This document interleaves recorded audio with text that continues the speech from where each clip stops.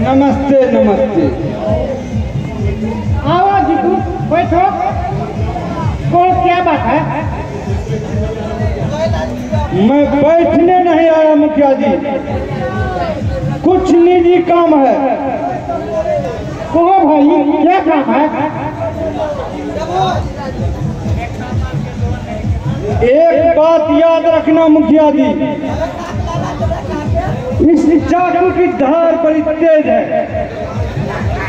आखिर बात क्या है? मैं रेखा की शादी एक अमीर के घर लगा रहा हूँ। लड़का थोड़ा बूढ़ा है, तुम बीच में मत पड़ना, वरना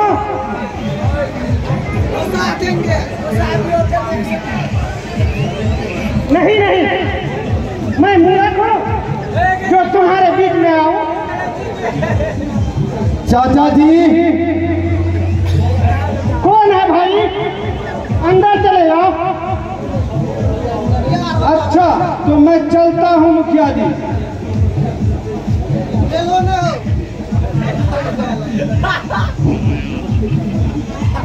नमस्ते चाचा जी। अरे जी तुम कब आए? आज ही अच्छा आया, सोचा कि गांव जाकर कुछ आराम कर लो, परंतु यहाँ तो कुछ और ही सुन रहा हूँ। क्या सुन रहे हो भाई? बड़े दुख की बात है चाचा जी, रेखा बहन की शादी एक 7 साल बुढ़े के साथ कराई जा रही है। क्या आपकी पंचायत का यही सब? सीतू जैसे गुंडे से आप डर रहे हैं क्या? एक गुंडे से समूचे समाज क्रोध उत्पन्न करा देंगे? नहीं नहीं, यह कैसे होगा? इसके विषय में तो मुझे मालूम भी नहीं है। क्या कहते हैं चाचा जी? कौवे लोगों की खुशामद करते हैं और आप आपको गाँव की खबर तक नहीं।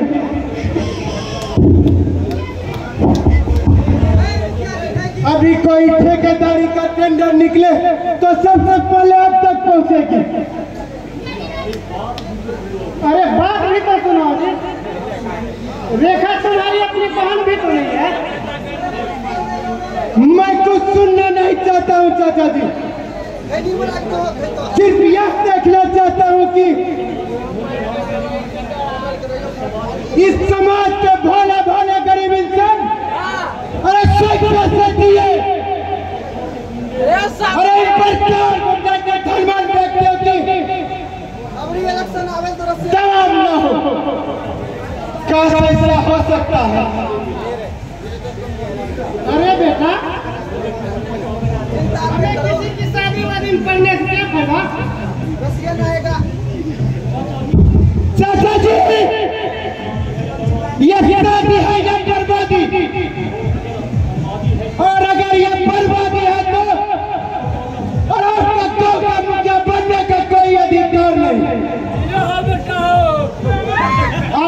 गाँव की भोली भाली मासूम लड़की को अरे बुढ़े के हाथ सौंप रहे हैं। क्योंकि गरीबी के मुंह की आवाज निकलने देते, यही ना?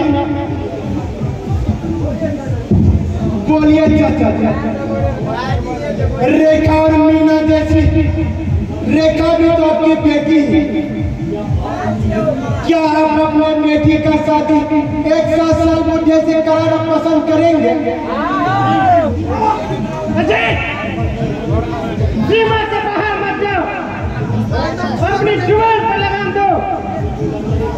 मुझसे मुंह लगाने का अंजाम समझते हो?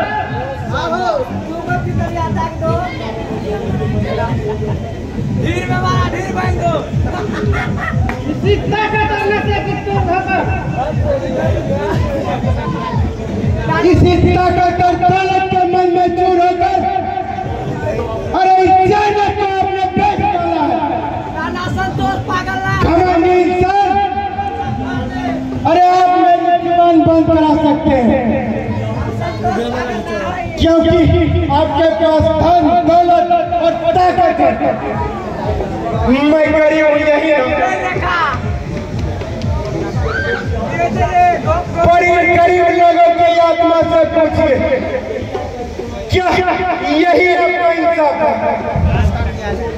यह मत भूलो अजीत, मेरे एक इशारे पे तुम्हारी धज्जियां उड़ सकती है, लेकिन मैं नहीं चाहता कि यह शरीर को हमारे हाथों से, जो कुछ भी तुम बोल चुके हो यहाँ से चले जाओ, लेकिन यहाँ चले जाओ। मैं यहाँ से वापस यूं नहीं जाऊंगा चाचा। एक अजीत को आप जान की धमकी दे सकते हैं, एक अजीत को मर जाने से ये लाखों करोड़ों रुपए गुनाह आत्मा को आप नहीं रोक सकते। अरे इन्हें भी इज्जत से जीने का अधिकार है।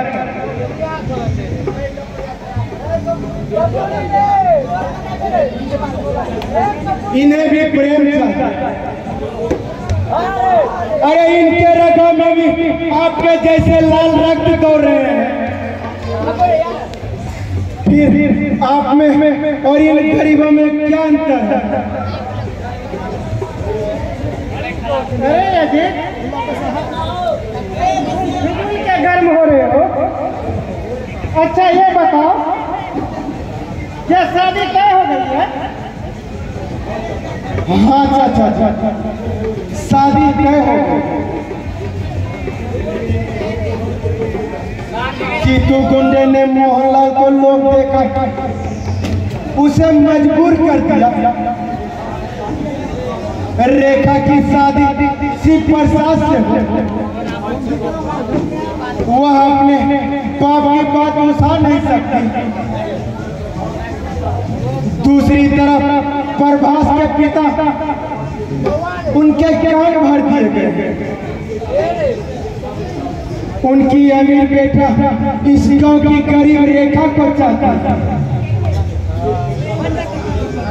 जिसे न पैसा है और न इज्जत।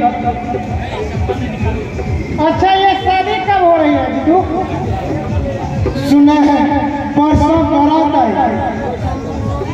तब तो ये मुश्किल है जी। क्या मुश्किल है चाचा?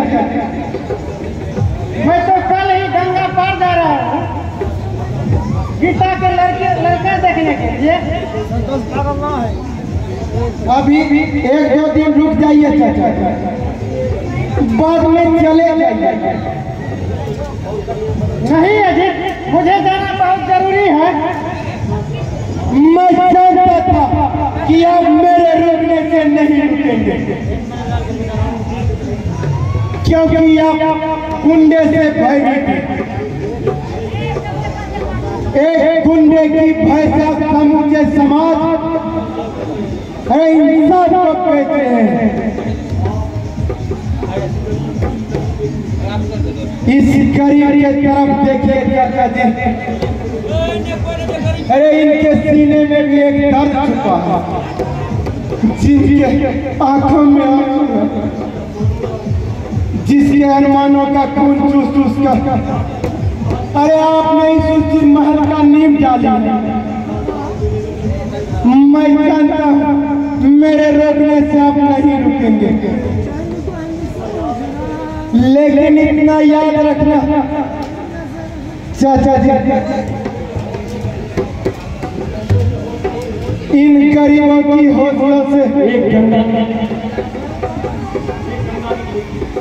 गंगा निकलेगी, जिसमें आप जैसे स्वार्थी लोग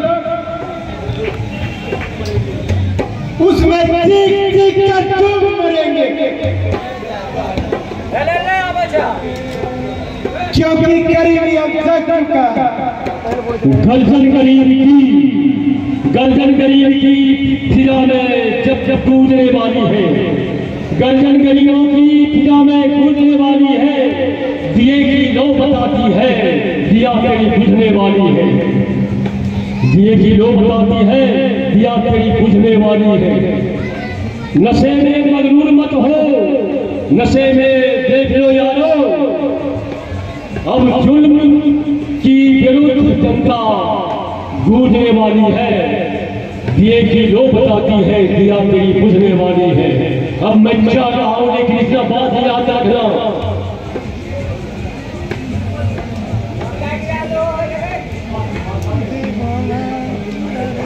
गिरता है दोनों को ईयरबड के खातिर दोनों को ईयरबड दे के फोन लगा के दूर से ही बोलता आवाज आ रहा।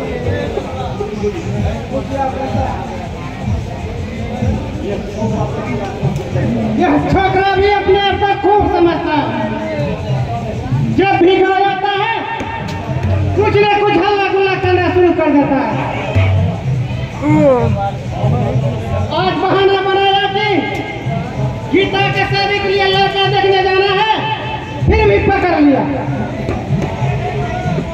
रेखा की शादी हो गई तो फिर इसकी हालत चिट्टू से पूछवाता हूँ।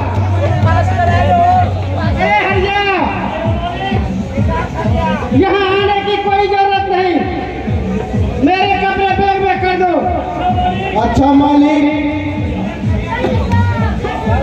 अच्छा होगा आज ही शाम को घर से निकल जाऊंगा।